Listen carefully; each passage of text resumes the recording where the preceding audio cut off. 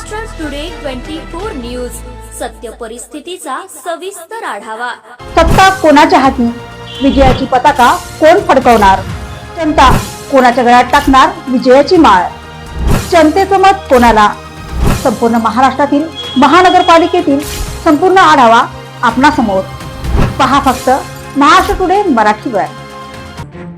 जालना जिल्ह्यातील वरफळगाव भ्रष्टाचाराचा गड, स्वयंघोषित शासकीय दस्तऐवजचा गैरवापर, एकाच व्यक्तीच्या नावावर आर्थिक व्यवहार, विनापरवाना दस्तऐवज काढून गैरवापर, महाराष्ट्र टुडेकडे पुराव्यासहित माहिती, वरफळचे सरपंच नॉट रिचेबल, ग्रामपंचायत कार्यालयास कुलूप। जालना जिल्ह्यातील परतूर तालुक्यातील वरफळ हे 7000 लोकसंख्या असलेले एक गाव आहे, परंतु ग्रामपंचायतमधील विविध विकास योजनेमध्ये भ्रष्टाचाराच्या बाबतीत अगदी कळस गाठला आहे। त्यात शासकीय दस्तऐवजचा गैरवापर, खोट्या सह्या, खोटे अंगठे मारून कोट्यावधी रुपयांचा भ्रष्टाचार या गावात झाला आहे। यावरून असे लक्षात येते की महिला सरपंचाच्या अधिकारावर गदा आलेली आहे।